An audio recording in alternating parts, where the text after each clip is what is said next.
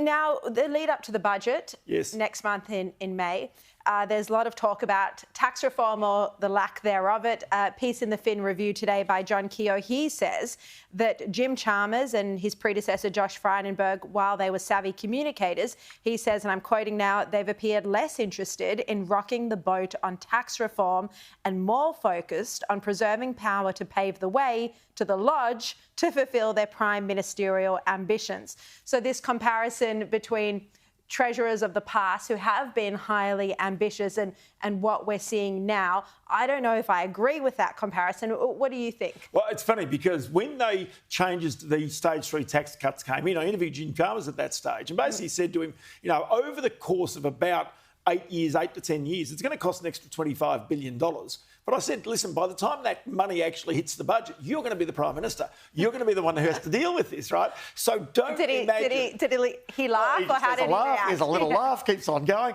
Yeah. But the reality is that tax reform is not just tinkering at the edges with these tax scales. That's a part of it. But it's actually going to the very heart of changing the way in which Australia goes. That's how we get productivity. That's how we can hold interest rates down. That's how Australia generally does better.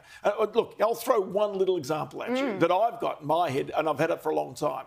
Why does a person who pays PAYG wages, a person who just every day turns up, pays their taxes, why do they have to put in a tax form? Well, why? Good point. Why? Why don't, instead of them putting in a tax form, thank you. Why don't you for basically that great say, idea. right, number 2, why don't we have work-related expenses? Why don't we just take them all out? And everybody just does it. Nobody has to put in a tax form. Now, if you want to negatively gear a property, you put your tax form. If you're a business, put in a tax form. If you're an ordinary PAYG taxpayer with $200 worth of expenses, don't bother. I tell you what, Ross, that is the best tax reform idea I have ever heard, not actually having to fill out forms for your taxes because the money comes out of your pocket anyway. Precisely. It's such a good idea. By the way, give those people some money.